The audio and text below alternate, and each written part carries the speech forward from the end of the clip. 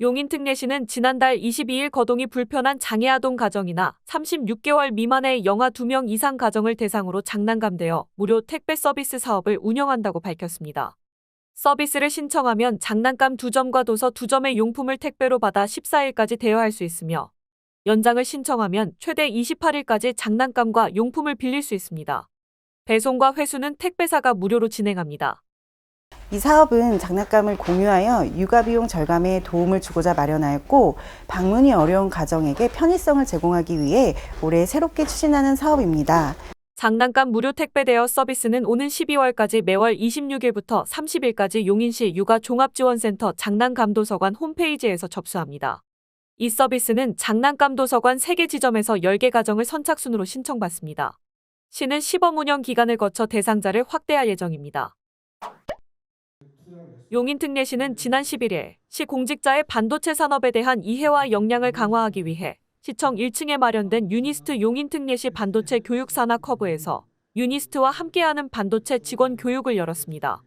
전문가를 초빙해 반도체 산업과 관련된 일반 상식부터 주요 생산국의 산업 지원 정책, 세계 반도체 산업 동향에 대한 설명이 이뤄진 이 교육에는 이상일 시장도 직접 참석해 강의를 청취했습니다. 이 자리에서 이상일 용인특례시장은 정부가 진행 중인 한국첨단반도체기술센터를 유치하기 위해 용인이 어떻게 접근해야 하는지를 질문했습니다. ASTC는 우리가 여건이 제일 좋아 보이는데 용인이 왜 다 가져갔느냐 이런 거부감이 있을 수 있고 정부는 또 그런 걸 의식해서 좀 나눠주는 그런 생각을 할 수도 있을 것 같은데 이 문제는 우리가 어떻게 좀 접근을 해야 돼요. 이에 울산과학기술원 반도체 소재부품대학원 강성철 교수는 빠르게 변하는 반도체 산업에서는 타이밍이 중요하고 소자기업과 소부장 기업의 집적화가 중요하기 때문에 용인특례시는 이 강점을 잘 활용할 수 있을 것이라고 답변했습니다. 용인특례시는 2024년 읍면동 지역사회보장협의체 대학생 서포터즈 발대식을 지난 11일 시청에서 열었습니다.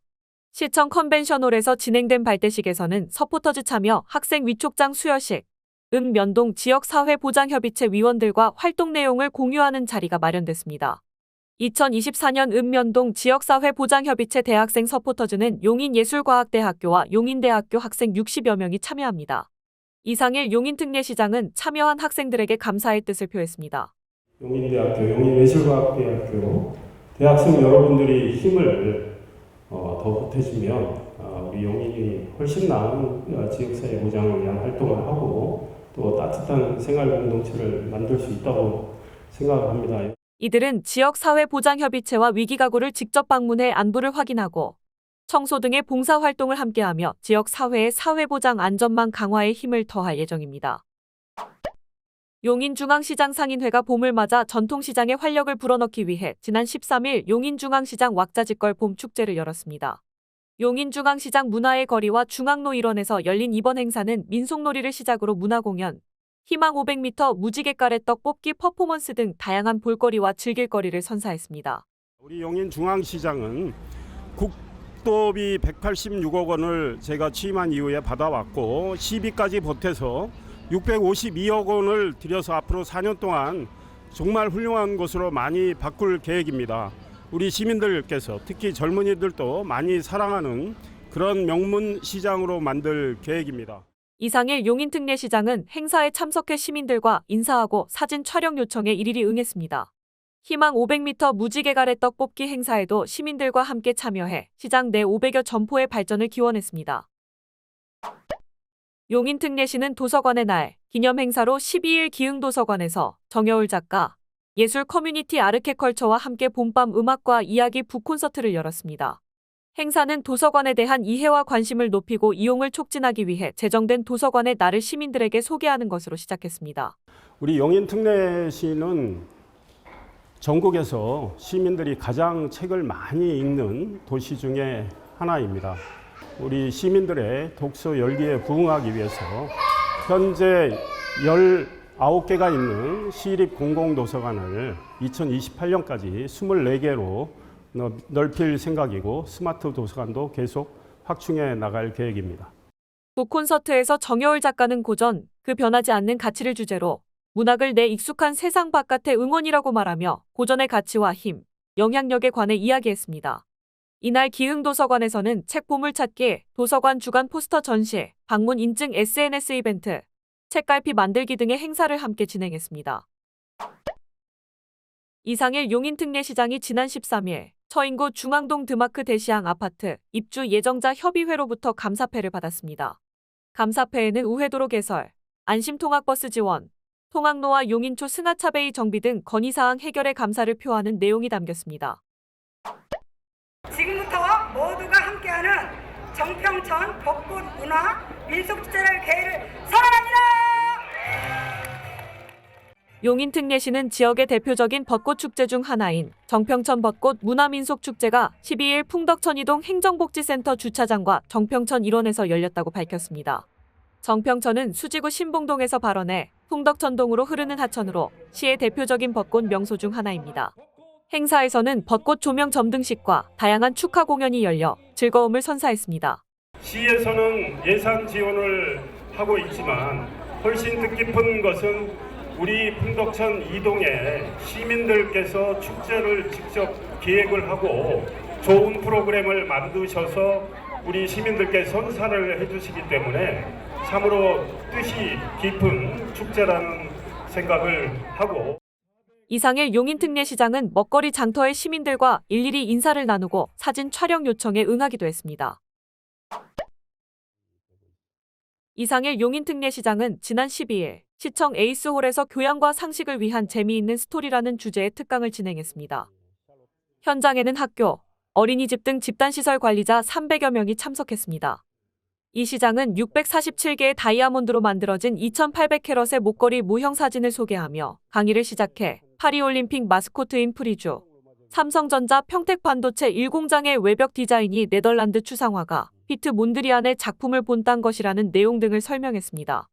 시는 이날 감염병을 재빨리 인지해 확산되지 않도록 막는 등 신속 대응을 위한 집단시설 관리자의 역량 강화 교육의 일환으로 이 시장의 특강을 진행했습니다.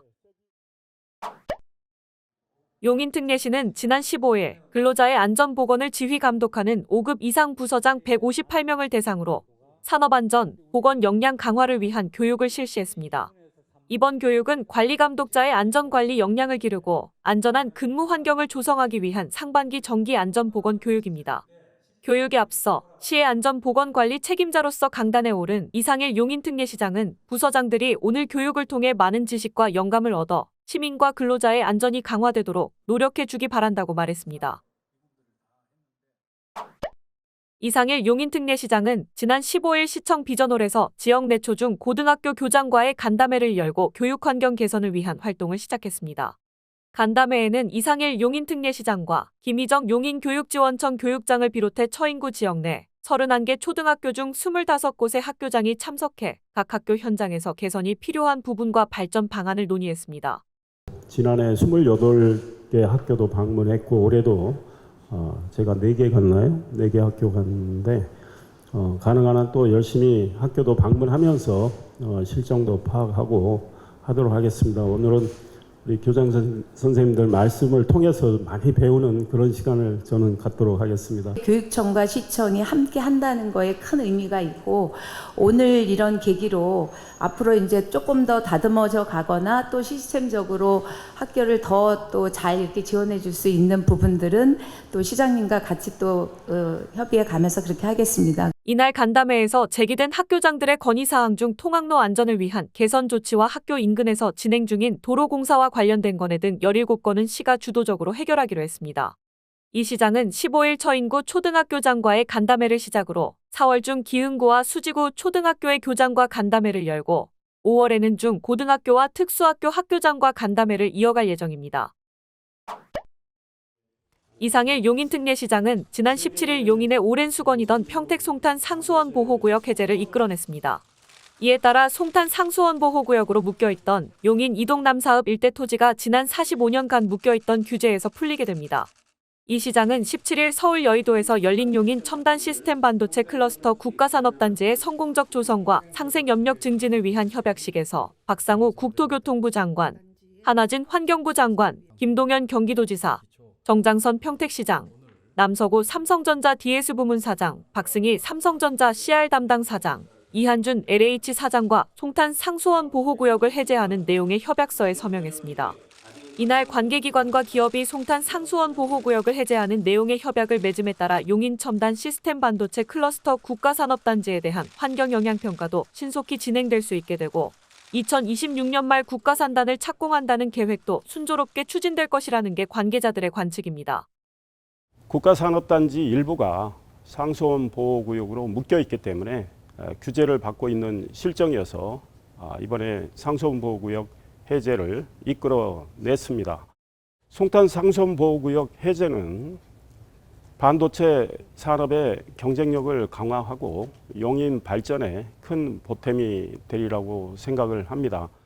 1979년 지정돼 지난 45년 동안 용인 발전에 걸림돌이 됐던 송탄 상수원 보호구역 해제가 결정됨에 따라 용인과 평택의 오랜 갈등도 일거에 해소되게 됐습니다.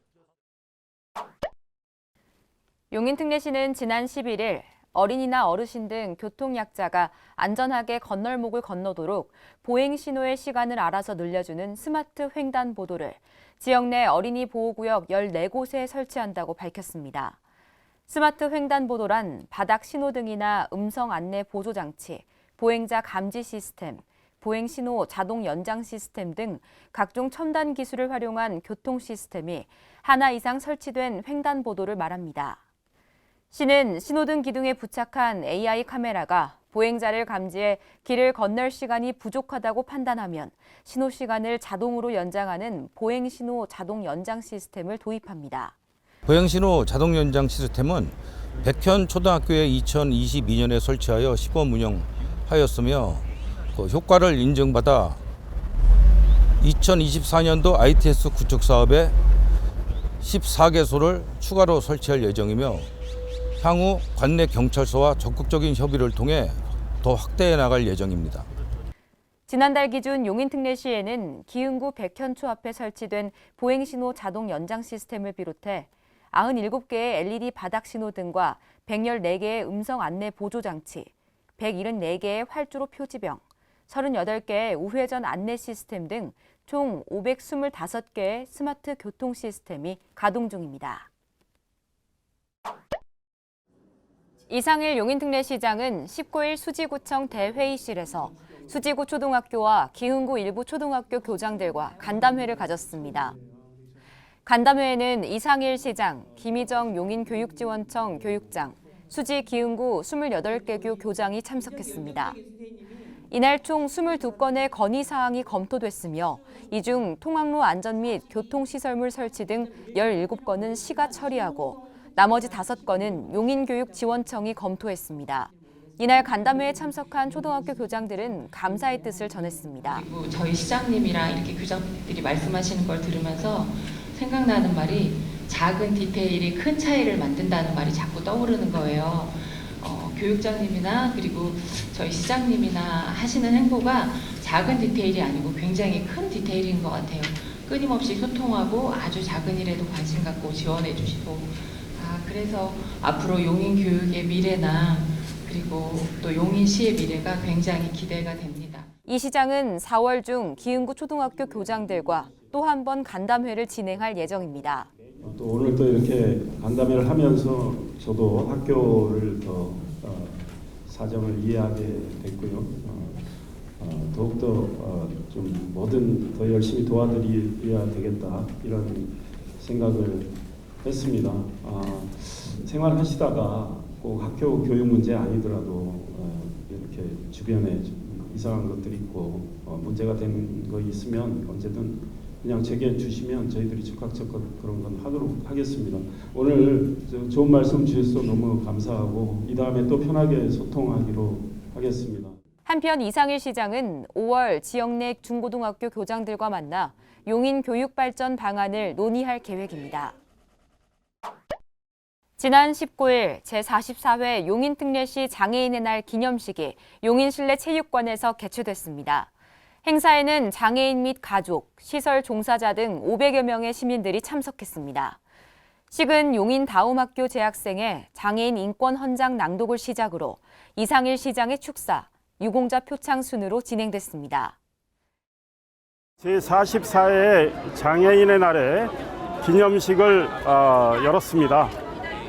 장애와 비장애 구분 없이 서로 소통하고 존중하고 배려하면서 따뜻한 용인을 만들어 나가는데 우리 장애인 비장애인이 함께 노력하겠다는 다짐을 하는 자리였습니다. 시장으로서 매우 흐뭇했고 우리 시와 모든 공직자들이 힘을 모아서 장애 비장애 구분 없는 정말 훌륭한 용인 특례시를 만들어갈 생각입니다. 한편 옛 차량 등록사업소 자리에 오는 5월 용인시 가상현실 스포츠체험센터가 개관할 예정이며 반다비 체육관, 장애인회관 건립도 적극 추진할 계획입니다. 이상일 용인특례시장이 22일 용인 성산초등학교에 방문해 체험학습용 버스 정차장과 반사경을 점검하고 학부모와 간담회를 가졌습니다. 이 시장은 지난 3일 현장 체험학습을 위한 버스 정차장을 만들어줄 수 있냐는 학부모들의 요청에 신속한 검토를 약속했으며 20일 만에 버스가 정차할 수 있는 구역을 만들었습니다. 한편 이 시장은 앞으로도 현장에서 느끼는 불편과 문제점을 잘 알려주시길 바란다고 말했습니다.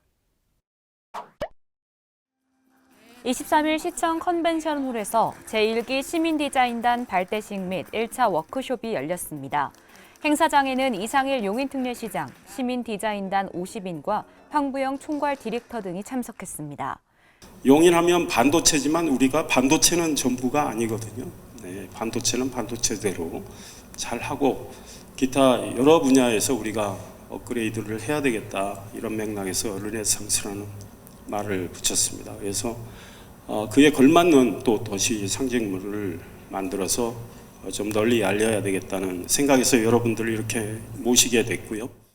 워크숍에서는 발대식을 시작으로 활동 이해 교육, 분임 구성, 키워드 도출 및 드로잉, 시민 디자인단 운영 안내 등의 내용이 다뤄졌습니다. 한편 지난 1월 19일부터 2월 29일까지 모집한 1기 시민 디자인단은 총 83명이 지원해 50명이 선발됐으며 상징물 디자인 분야를 주제로 올 연말까지 활동할 계획입니다.